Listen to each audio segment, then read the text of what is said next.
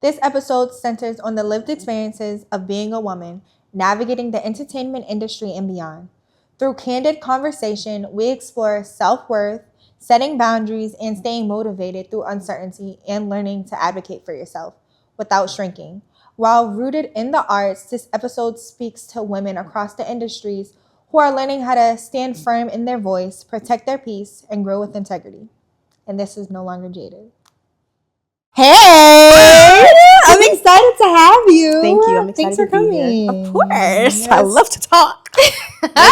So do you want to introduce yourself? Yes. Hi, guys. My name is Tamera King. I am an R&B singer-songwriter from Boston. I am also the host of my podcast, This Girl to That Girl, where I talk about my journey when it comes to womanhood, confidence, self-love, some things I've accomplished. Like I said, I'm a singer, baby, so I'll be singing. Mm-hmm. So I sang the national anthem for the Celtics 3 times. I did it once for the WNBA, the Suns in Connecticut. I did a music business course at Harvard with IDK. I opened up for Rico Nasty. I went to NYU, graduated from NYU, majored in music business. I am here to talk about growth, boundaries, and perseverance because it's important, especially when it comes to womanhood and speaking up for yourself. Don't let nobody speak for you but you. A lot of my gifts, but every gift comes from God. And I feel like God anointed me to be a singer. God anointed me to have conversation and to like make impact. So even outside of just, like Tamera King, the performer, I'm a child of God first. And I feel like I can't do anything without God. Like I have to serve God through my music, through ministry. And many times that has to do with like helping girls become confident and make sure they feel like they are that girl. Because they are. Because they are. Even if you don't feel like it, like life is a journey. And you're going to get to that point eventually. But yeah. I love that. God, baby, and thanks for saying that because I was just about to ask you. So what do you feel like calls you to be all the titles that you are? God. Yeah. Like I remember being in my room and feeling like I had no purpose. And I was making music because I started at 15. And I was just like, dang, like what else outside of this? And one day I felt in my spirit, God said something like, if I took music away from you, does that mean you have no purpose? Because I used to thought music, okay, my purpose. But there's so much other than that. And once God revealed to me that I have the ability to speak to people, I was like, oh, okay, like I'm actually a powerhouse. And it doesn't just stop with, I could write a song or I could perform multiple times. Like it's deeper than that. And I feel like there's so many souls that need to be saved. And I feel like God has anointed me to like help those people along the journey. And I might not be able to save them, but I can guide them to like some type of freedom.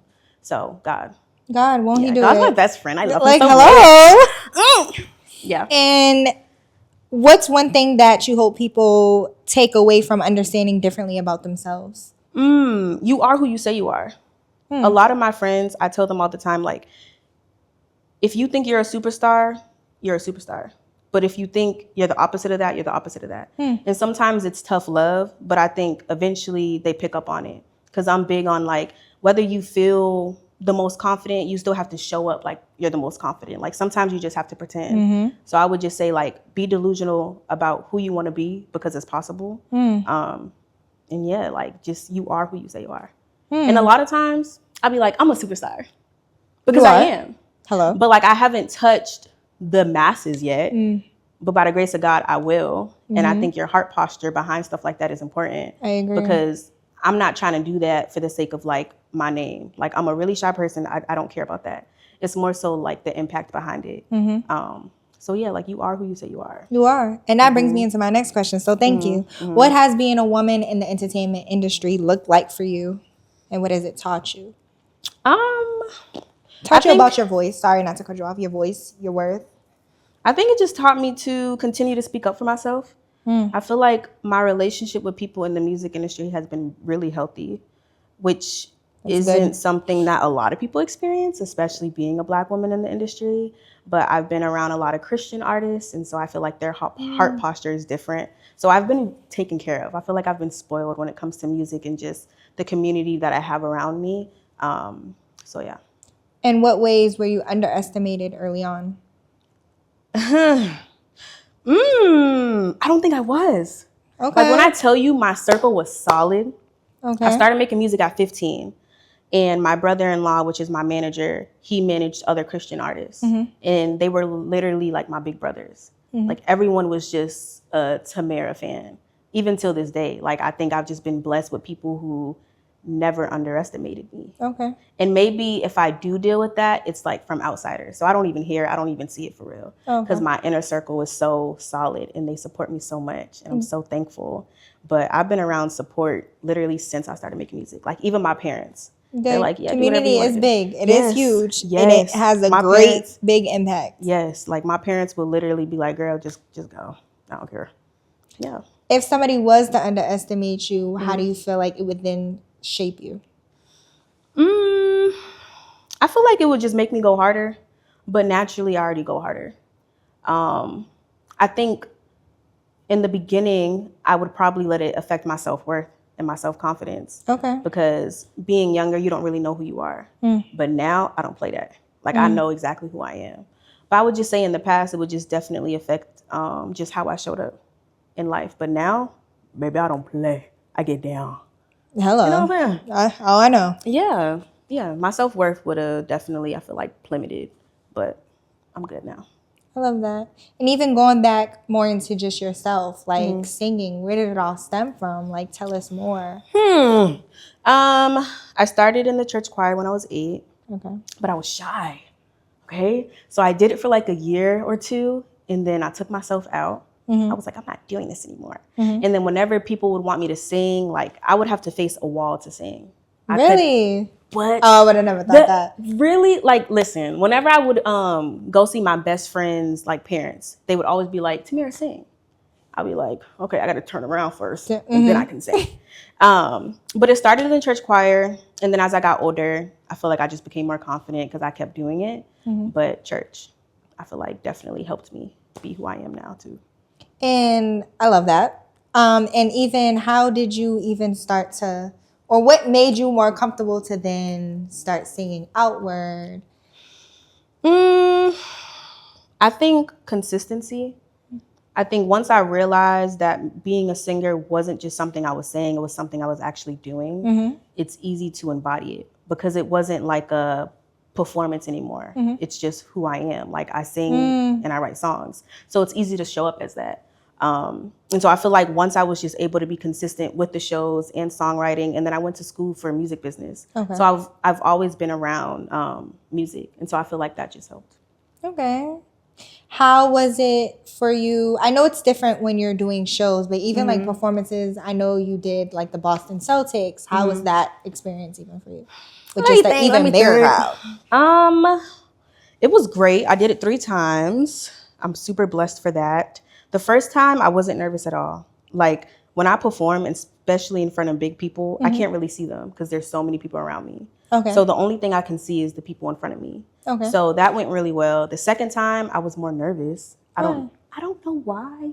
I think during that time, my anxiety was super high. Okay. So, like, that definitely got to me. And then the third time, that was fine, too. But also just the aftermath of stuff like that is very overwhelming because people keep coming up to you and they're taking pictures and they want to talk. And I'm just like, babe, I need to catch my breath. But it's a great time.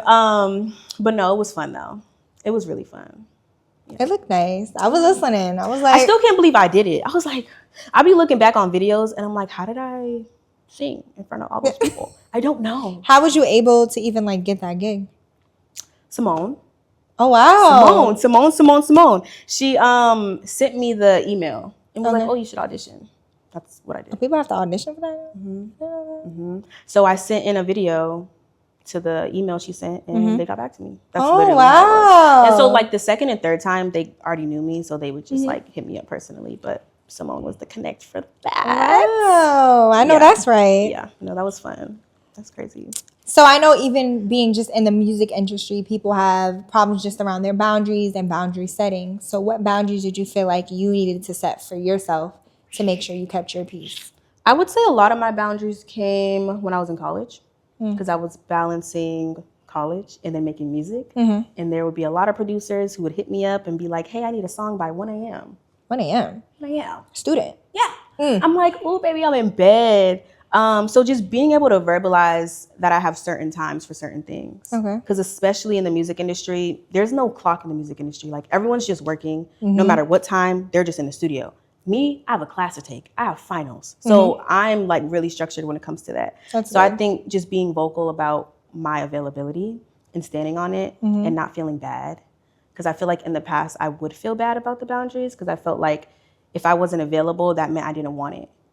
But it's like, no, I do want it, but I'm also balancing so many other things. So just being able to speak up for yourself and not be afraid of how someone would like respond to that. Okay. And just be like, okay, like if the opportunity is for me, it'll be for me. If it's not, then they'll be better. Agreed. And just having peace with that. Because there's so many things I had to say no to. But like, I'm not tripping about it.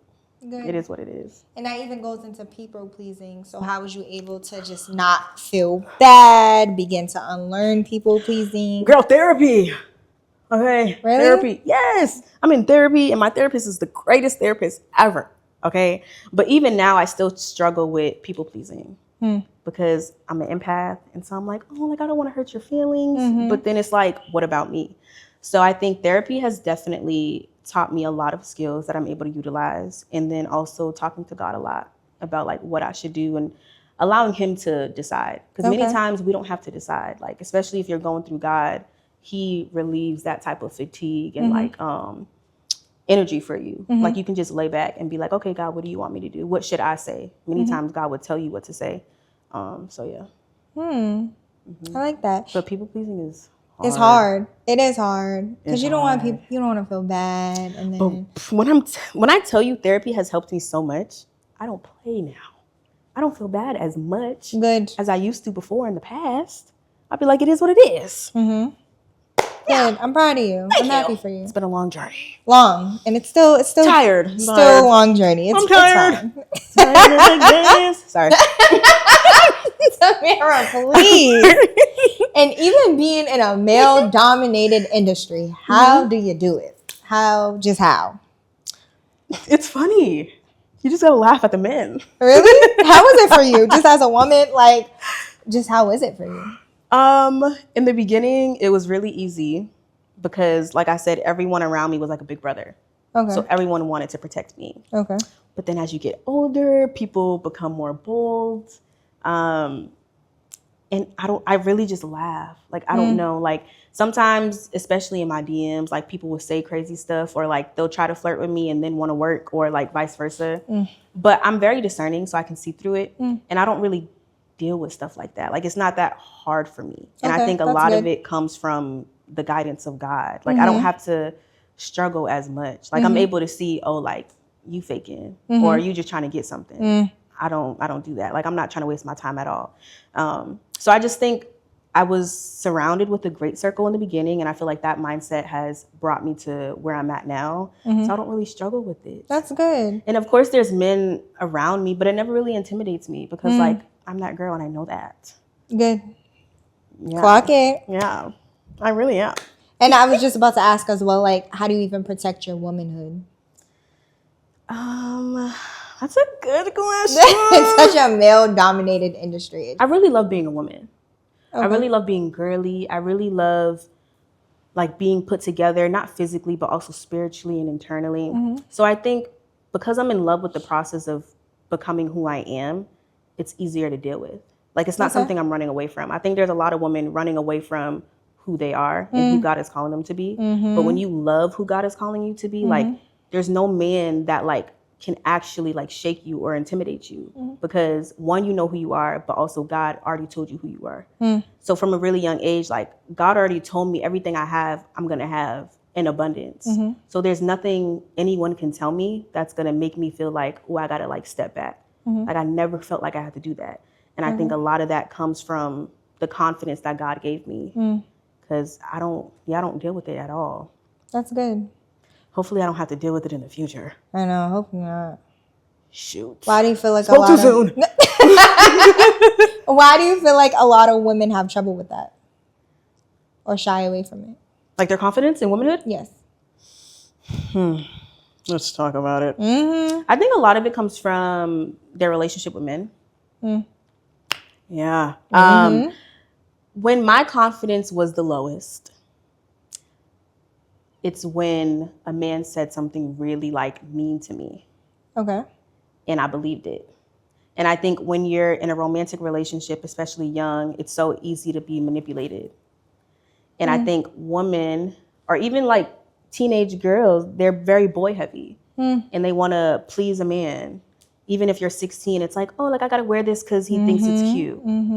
And you grow up with that mindset of like, it's all about the man. And so like, if no one teaches you there's something other than that, that's what you live in.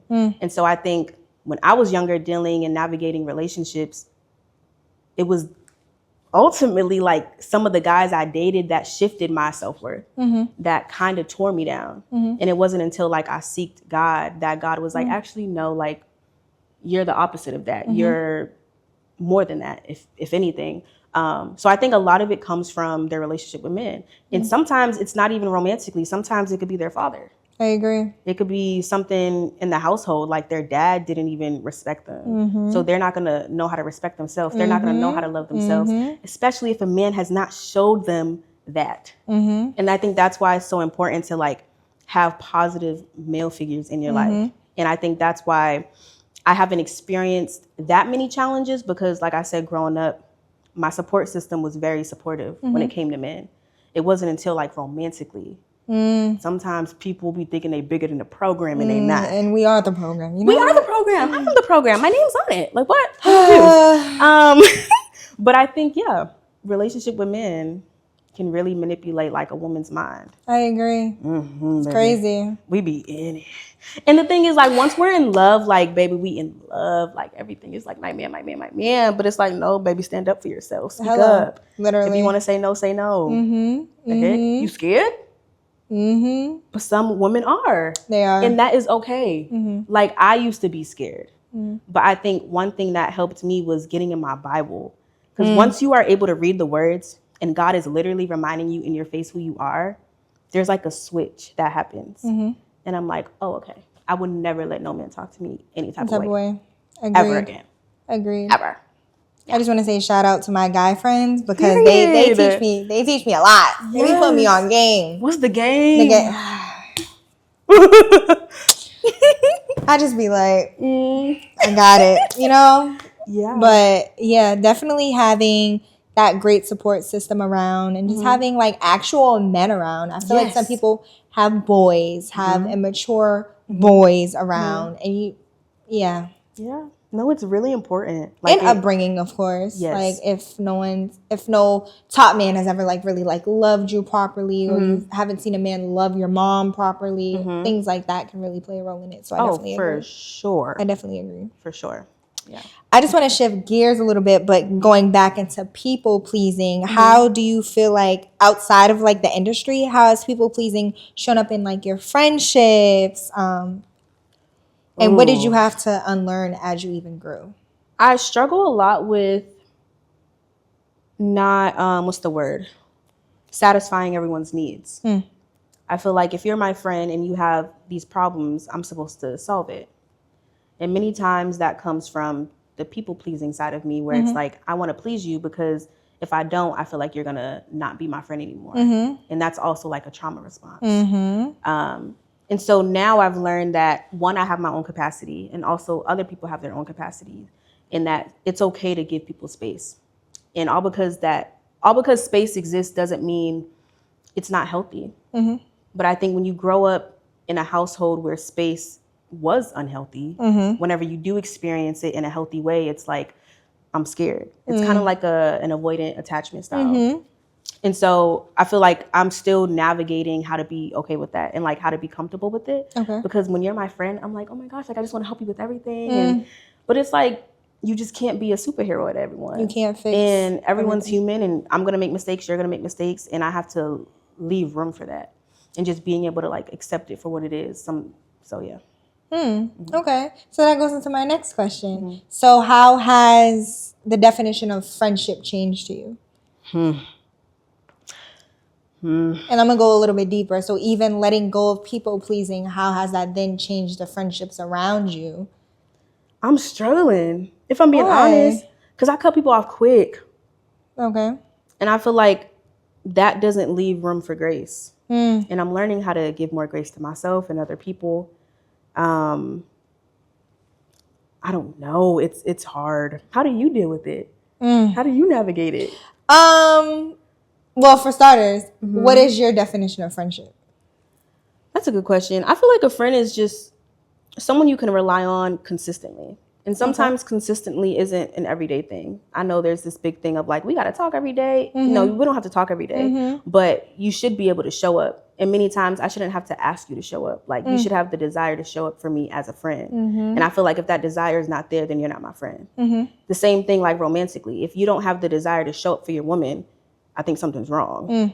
Like you should be evaluating something. So yeah, I just think someone who's there for you consistently, someone you can confide in, someone that you trust, and someone that you're able to navigate conflict with. I feel like many times in friendship, conflict comes and then people feel like that's the end of the world. I agree. But no, I feel like stuff like that makes you grow closer to the person. It's just about how you navigate it. Yeah. So I agree. Same thing. Yeah, honestly, roughly the same thing in terms of friendship for me. It's just sisterhood and now just being more into my faith. Who calls me to God? Who brings me to God? Who shows up and showing up for everybody looks so different. It does. And then something big for me that I've noticed now at my age is how do you show up during conflicts? Yeah.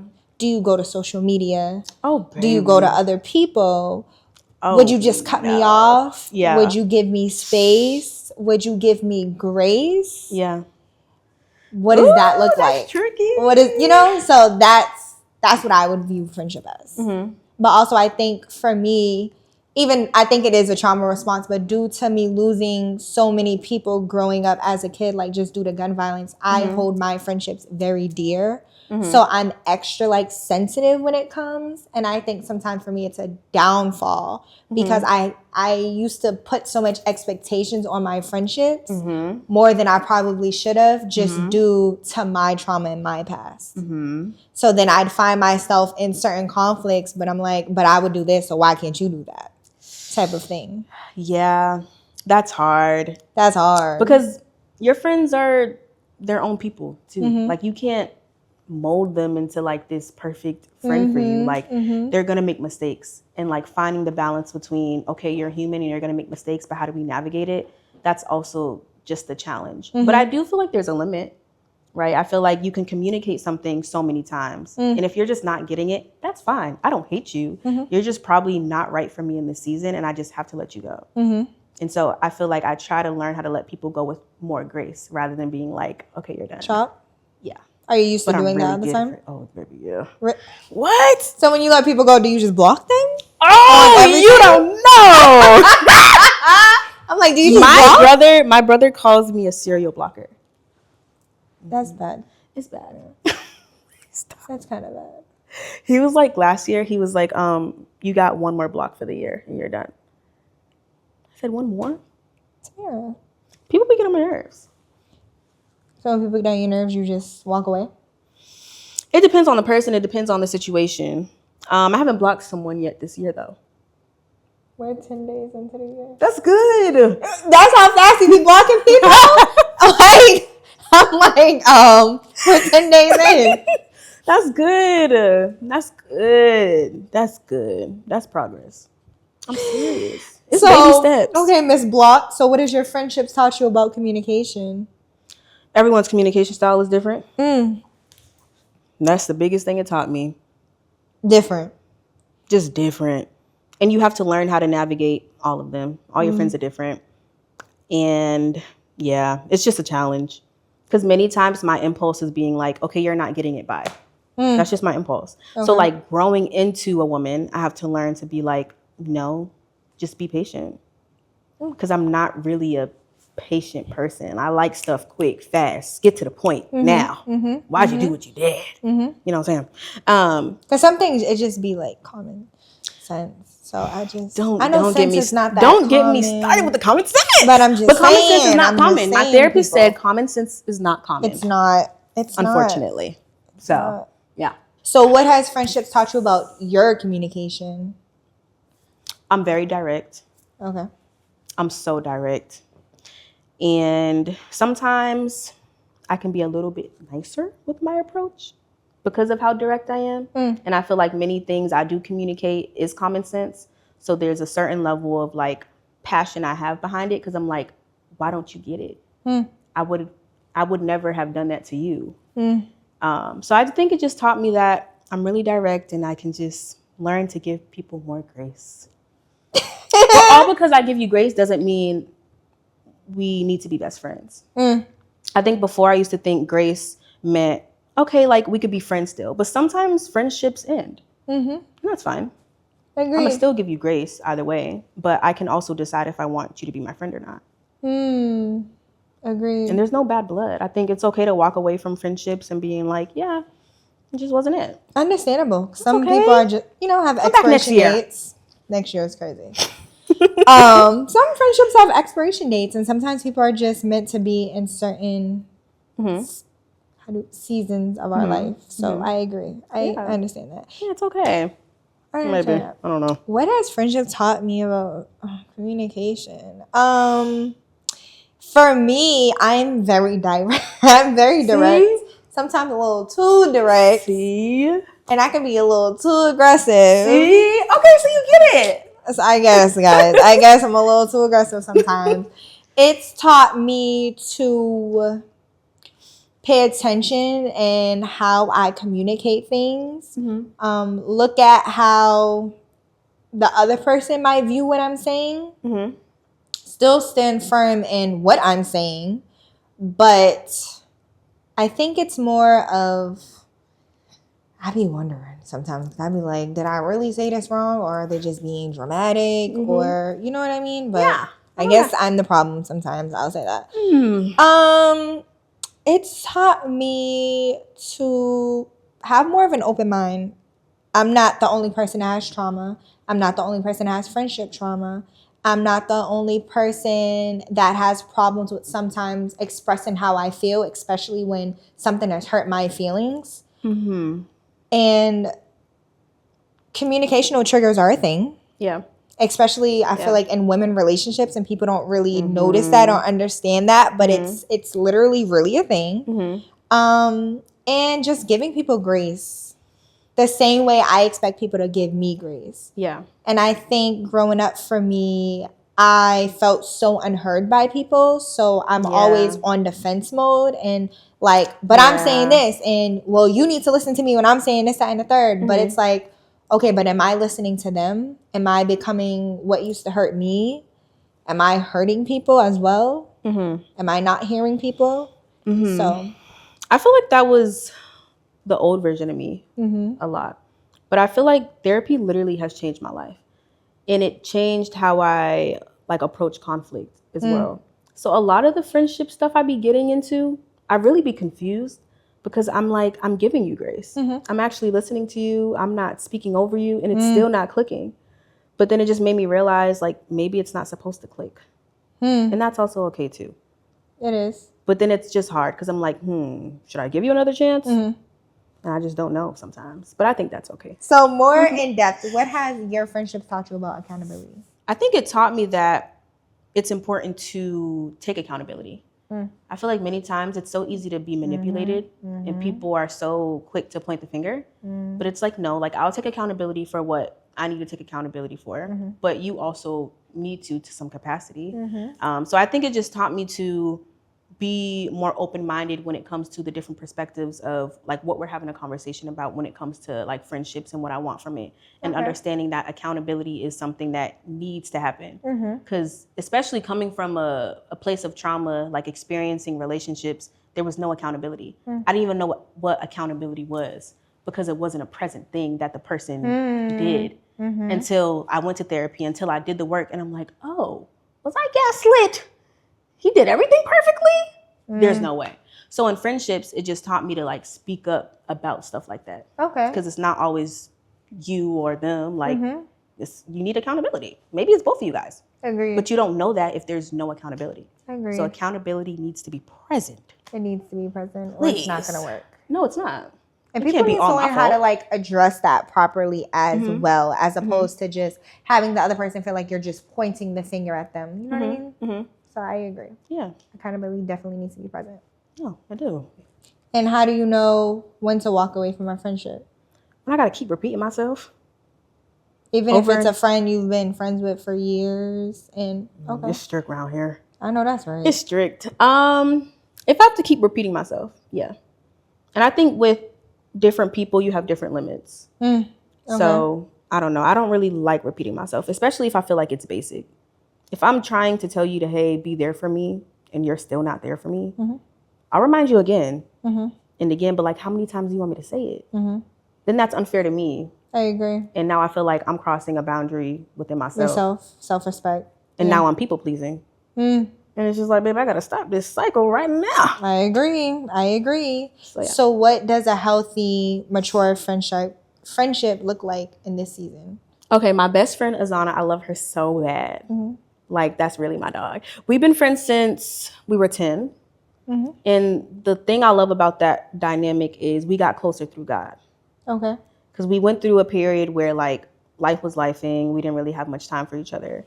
But now when we do Bible studies, like sometimes I'll go to her house. I just feel like we got closer. And so I feel like a lot of friendships that are centered around God last longer and it's stronger. So I definitely look for that. And just going back to the consistency and am I able to be myself around you? If I feel like I got to hold back, it's not going to work because I'm a goofball and I'll be bouncing off the walls, baby. If you don't like that, it ain't going to work. You know what I'm saying? So just consistency, sisterhood, like literally ride or die for you. And I'll do the same thing for you as well. And so, yeah. Do you feel like you have a lot of friendships like that? I do. A lot of it comes from friends from middle school. Okay. Like Diana, Azana, Nakari, all of them I knew since I was 10. And we're all like this. I love that. Like this. They don't play. Do you ever have even room now to make new friendships outside of all the time? It's just hard because they don't last for real. I know. Yeah. It's hard. It's so hard compared to like when you grow up with someone, like you saw each other grow up since 10 years old. And then here's this new person. You guys got to like learn each other again, which I get it. Like it's a process, but it's just different when there's like history behind it. It's easier when there's history behind it. I think it takes more when you don't really know the person. But it also got to be worth it. I'm not just about to be like, hey, you want to be friends? Like we have to be equally yoked. I think that's really important. Agreed. I think it took me years to learn that aspect. I think for me, my closest friend are my guy friends. Like those are people I grew up with. Those are people that I've been around in terms of like neighborhood wise. Those are people that have seen me through in and out different stages, J to 5, J to 28 type of thing. But even my friendships now, I'm going to say, I'm not even going to use people I've been friends with for years. I'm going to use the people that I've met recently.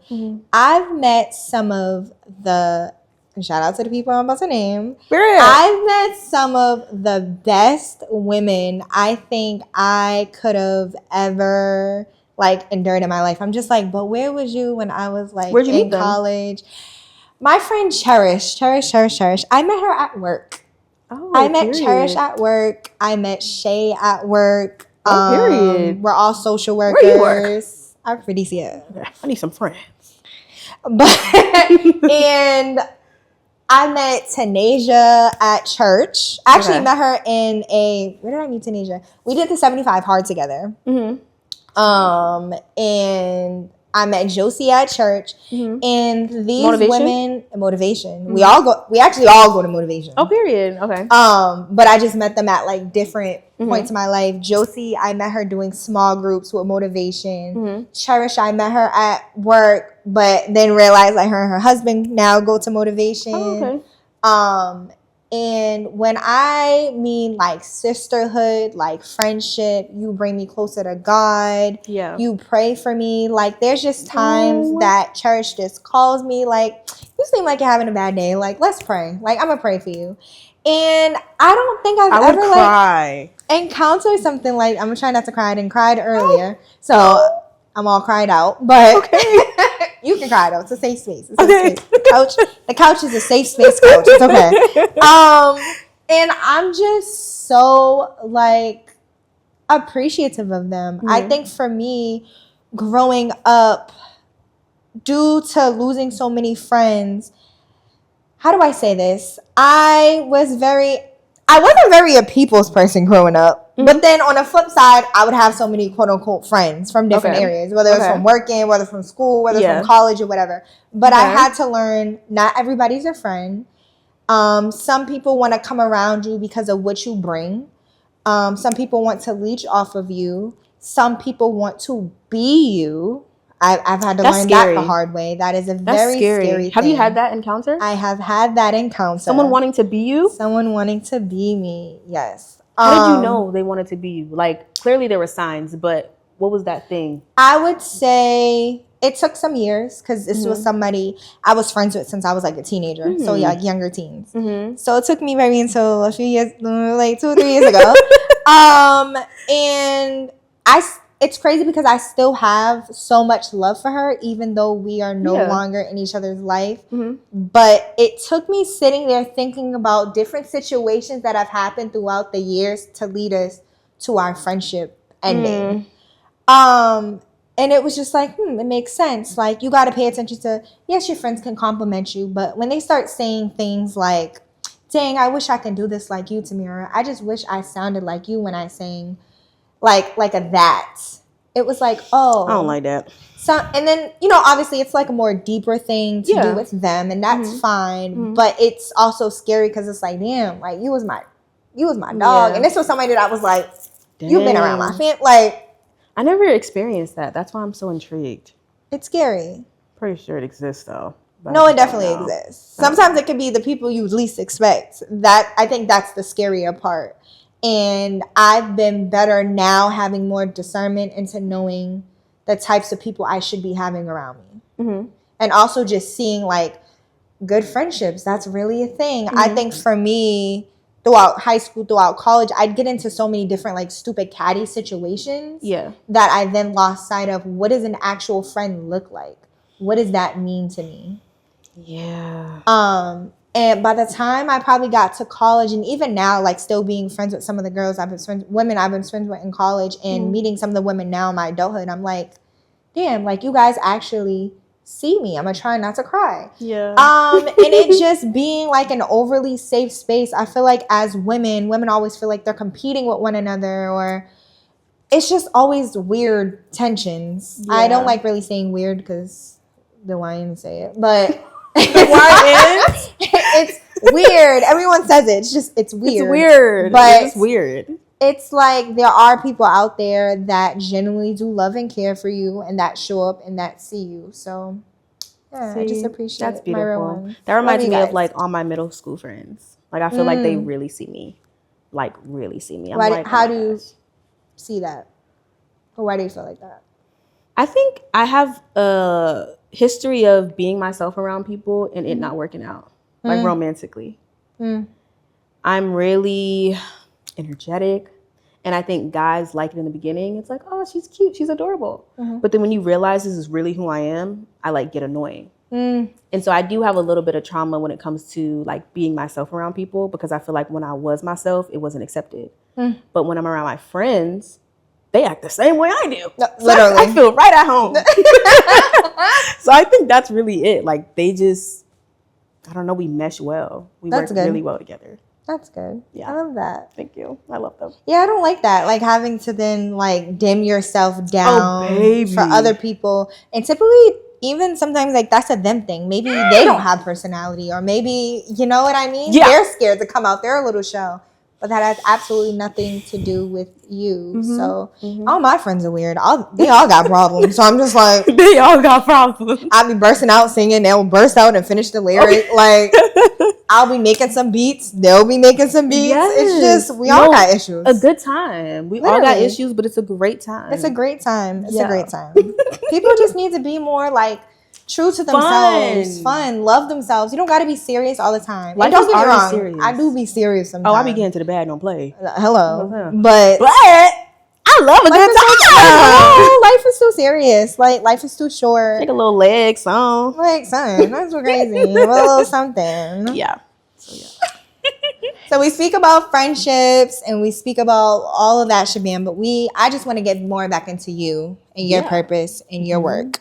So what does working hard look like for you in seasons where you're tired, where you're drained? It looks like resting. I feel like before I used to override my capacity, but my body will literally shut down. So if I'm super exhausted and I know I've been going hard, I'll literally take time off.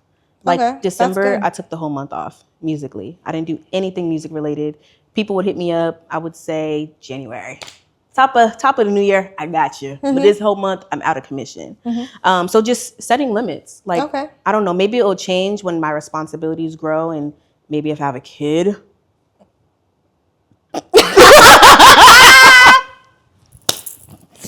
Oh, baby T, coming soon, 2028. But like right now, I think I'm just really selfish with myself and my energy and my time.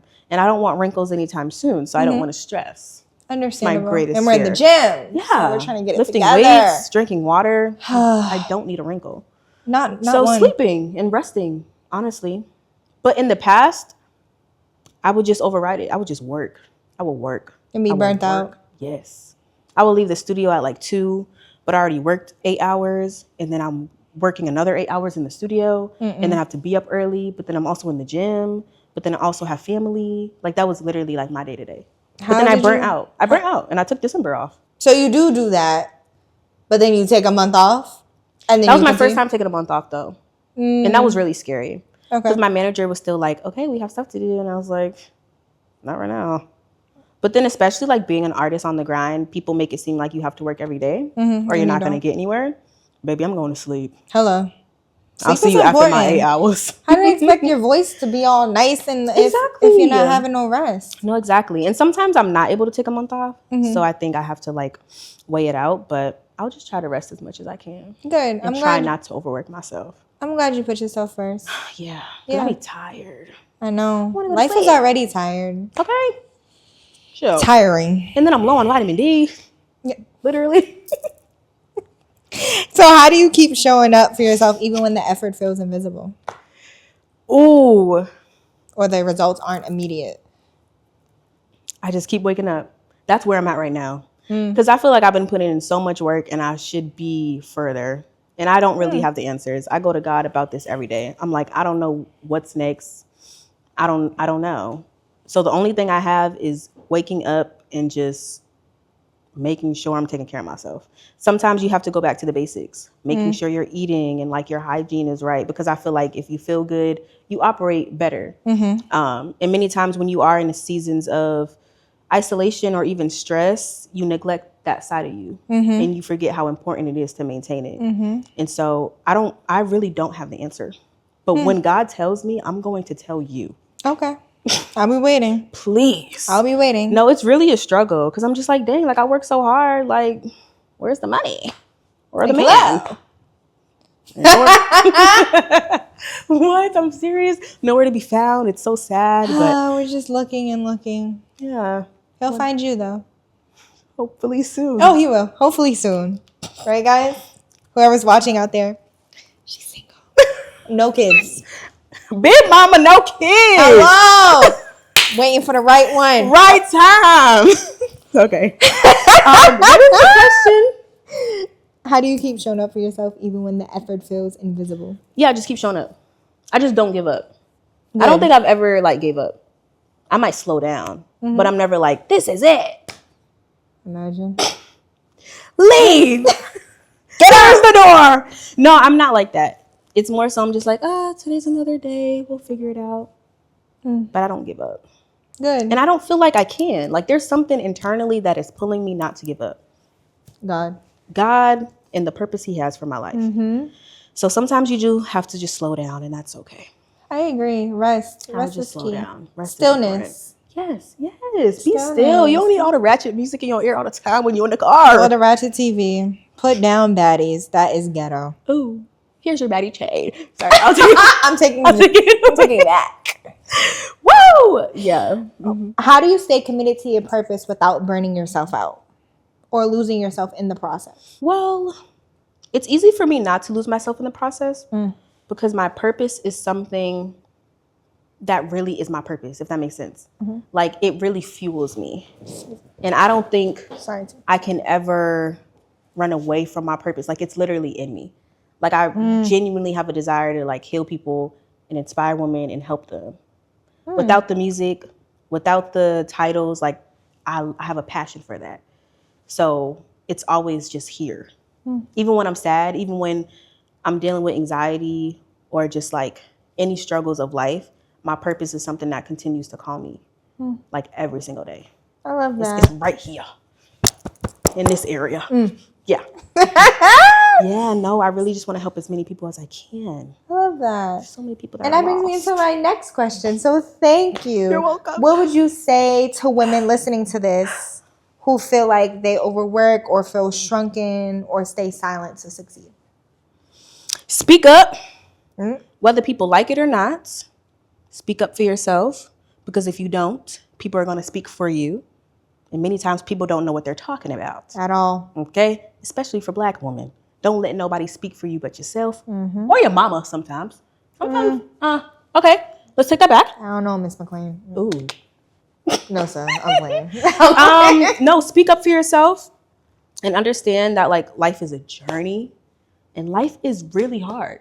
It is. I feel like people used to say that to me and it never resonated, because I always felt like life was supposed to be semi-easy, especially being a believer of God. It's like, well, God is going to give me all of this and it's going to be great and it's going to be perfect and it's not going to be hard. But then you realize God will test you. Hello. But all because he tests you doesn't mean he doesn't love you. If anything, he loves you more. And so get in your Bible, understand that life is hard, but it's not going to overtake you, depending on who you serve. I feel like you have to serve God in order to experience life. I agree. If you're serving anything other than God, that I don't know. Hello? I only know Jesus Christ. Hello? You know what I'm saying? Get in your Bible and just understand that, yeah, life is a journey. Womanhood is a journey. It is. Your body changes every year when you have kids, and then you Every lose month. the weight, and then you're on your cycle. Like, there's so much that we deal with mentally, spiritually, emotionally. We have to learn to give each other and ourselves grace. We do. And just be still, like you said. Literally be still. Because that's when you hear things way more clear. And everybody's journey looks different. Ooh. Everybody's journey looks different. It's so different. It's so different. But when you are able to hone in on your purpose, I think it's easier not to compare. Agreed. Because it's like, yeah, there's a bunch of singers and there's a bunch of people that do podcasts. But when you know God anointed you for something, it's like, yeah, you can applaud the other person and applaud yourself. Y'all could be best friends. Yeah, so just being able to just embrace the journey. And what would you say to women who feel guilty about outgrowing certain friendships as they evolve? Feeling guilty is a part of the process. I used to think I wasn't supposed to feel guilty. But there would be certain friendships that ended and I felt nothing but guilt. Why? Because you just feel like things are supposed to last forever. Like, I don't know, growing up, it's like, oh, like everything's a fairy tale until you experience life and you're like, actually, no. So I would just say, all because you're feeling guilty doesn't mean it wasn't the right decision. Guilt is an emotion. Like, you're going to experience that in so many ways. But I think being able to go back to God and having him navigate that for you. So, yeah, just accept it. Embrace it. Don't try to push it away. It's there for a reason. Explore the feeling. Why do you feel guilty? And then it's probably not even a valid reason. And maybe it's like a trauma response. And then you have to unlearn something. It's just always something to learn. So don't push like deep emotions away because they're deep. Just embrace it. And recognize, I feel like it's also important to teach women to recognize their wrongdoings in situations sometimes. Take accountability. Exactly. Or what could I have done to just be a better friend? Or what could I do in general to be a better friend? Because I feel like a lot of people don't. They always want to push it on the other person or push this narrative. But it's like, it takes two to tango. It takes two to argue. It takes, you know what I mean? So like, what could I have done to maybe de-escalate the situation so it didn't have to get to this? But also accepting where this person may now be at in my life, if that makes sense. Yeah. It's literally just the circle of life. Even in the Bible, like just being able to talk about one, like the fruits of the spirit, like being patient, being kind and stuff like that. Many times you have to bring that into literally every relationship you have. Like that's there in the Bible for a reason. Like it helps you navigate yourself, but it also helps you navigate the challenges of friendships and romantic relationships. And I think that's why many times things don't end well, because it doesn't go back to that. Everyone's trying to navigate things through their own capacity, but many times you have to tap into God and what he's saying. But if you just have your perspective, I feel like our perspective is limited. We don't know everything. Agreed. Yeah. And what would you tell your younger self just about patience, trust, self-worth, and evolving? I would tell my younger self that the higher version of herself is attainable. Especially as a little girl, you have all these big dreams. I want to do this, and this is how I want to carry myself, and I want to work here. And then life smacks you in the face, you know? But I would also tell her to keep getting back up. As long as you keep getting up, like, you're going to be fine. The devil wants you to stop. Baby, I'm not going to stop. Like, yeah, I might slow down and I might have seasons of rest, but I'm never going to give up my purpose because it's hard. Like, it's going to be hard regardless. It's going to be hard if I show up. It's going to be hard if I don't show up, because baby, the bills got to be paid. Now I'm broke. Like, it's gonna be hard. So I would just tell her, like, the higher version of yourself, you're gonna get there. I don't know when, but like, you're slowly gonna get there, and you're gonna learn so many things, and there's gonna be so many trials and tribulations that serve your purpose. And you might not know what the purpose of that is in the moment. That's okay. You have to be patient. God is teaching you to be patient. You can't have everything like this. Literally. Especially me, like, I was spoiled. I'm the youngest of 5. It's like my world, you know what I'm saying? God would be like, baby, this my world. Hello. I'd be like, oh, okay, I gotta wait. Then what if you did get everything you wanted? I would fumble. Exactly. It's like, do you feel like you I would fumble for every it? single thing. Same. I'm with you. Like, mentally, I wouldn't have been ready. Financially, I wouldn't have been ready. Spiritually, I wouldn't have been ready. So now I'm like, oh, okay, I get it. So just embrace the journey and realize that, like, you're gonna attain everything. You'll be all right. You'll be all right. You'll be all right. You'll be all right. Check in 5 years. Yep. Hello. So something I like to ask everybody as we're wrapping up is, what season are you currently in, and what are you growing through? Maybe you can help me with that. What? I need help. I don't know what season I'm in. No, I'm serious. Like, this year started and I said, wow, we are in 2026. Oh, wait. Oh. Yeah. I was about to say 27. Ooh. Yeah, I'm jumping the gun. Ooh, baby. I feel like I'm in a season of obedience. I have no decision other than to listen to God, because I don't know what to do right now. Okay. I don't know what the next move is. I don't know what the next opportunity is. So I'm just going to be like, all right, whatever you say. Okay. Because I ain't got nothing. I don't know. I'm just going with the flow. Everyone going with the flow. Yeah, so I think just a season of obedience. Okay. I would say the same thing. I was in a season of stillness. I think I kind of still am, because I'm just always on the go. And sometimes I don't really take care of myself in that process. And it's just Jada working, Jada in school, Jada doing this, Jada doing that. Yeah. And we're not giving ourselves grace. Yeah. And we're not being gentle with ourselves. But also just still being in the season of obedience as well, and listening to God and following his word, I think is essential for me. What does being in a season of stillness look like?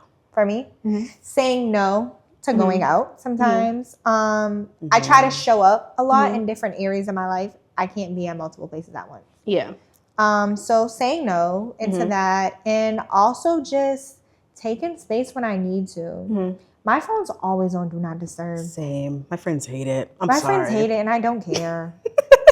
And I don't care. I don't. People are on the favorites. I need to be on the favorites if there's something pressing going on. Yeah. But other than that, it's like, I need space sometimes, and taking that space and not feeling bad for it. Because I feel like we should be gentle with ourselves. The same way we're gentle with everybody else, and giving ourselves grace. No, space is important. I need to breathe. Hello. But I'm always on go too. So I think maybe a season of stillness as well. I'm always on go. I don't know how to sit down. You don't take a break? Well, you December. December. But that was like the first. I need to like really learn how to do it at least weekly. You know how people have like Sunday resets? Maybe I don't got no Sunday reset. Me neither. I'd be thinking I do, I don't. I'll be like, okay, what we doing next? Like, I'm not thinking about that. So yeah, just being able to sit still and just resting. So we'll see what this year brings. Hopefully great things. I hope to. And what are you growing through? Oh my gosh, that's a good question. What am I growing through? I would say I'm growing through trauma. I'm learning how to let go of trauma because I feel like it shows up a lot in just like my relationship dynamics, even like platonically, and just learning how to be like, my past isn't who I am now. I don't have to hold on to it. Like, I get it. You went through it. Let it go, baby. And I think therapy has helped me be able to let it go. So yeah, I feel like I'm growing through that. I gotta steal that too. That was a good one. You like that? I like that. Growing through trauma and growing through just my old person, grieving my old personality. What was your old personality? I was a little bit all the time. I was just so angry. I think that I let my trauma take a hold of me in different ways, and it showed up a lot in my friendship, and it showed up a lot in my love life. And I just needed to take a step back and allow myself to go to therapy, allow myself to be okay with not being okay, and to just like really hit like my trauma or things that I really need to like discuss and work through. Yeah. So no, that's good. You know what? And I think going to Motivation, I feel like that's a great It's a great church. I have never been. Shout out to Motivation, Pastor Shout Jay out to y'all. and Pastor Ray. I've never been, but I just think being a part of a spiritual community is really important in seasons like the ones we just listed. I agree. Yeah. I definitely agree. Yeah. I really liked, and I hope she does it again, but DeKayla has Phenomenally Present. I think now it's Phenomenally Made. Because she changed the name. DK, I'm sorry. And she was having like just these woman events, and I had went to some, and I had met some people, and they were just so like inspiring and just allowing me to meet other women. Like, I'm not alone when I'm feeling certain things. I'm not the only person going through friendship things. I'm not the only person going through relationship things. I'm not the only person struggling sometimes with my identity or where I'm at, or maybe upset because I'm not where I want to be. Sometimes overworking myself, being burnt out, and just having that community of women around me. I think there needs to be like more of that. Aside from that, thank you for coming. Of course, thank you for having me. I appreciate it. Thanks course. for blessing us. I wish I can have her sing right now, but you know, she is still in a season of stillness. Thank you. And saving up her voice, and I want to be respectful of the space she's in and her boundaries. So you guys are just going to have to tune in.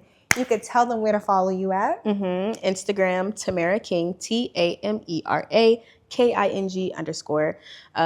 Spotify, Apple Music, Tamera King. And that's on period. That's it. YouTube, Tamera King. Everything's just my name. Thank you. Of course. Bye. And thank you so much for tuning in. You can follow us on all social platforms at No.LongerJaded. See you next time.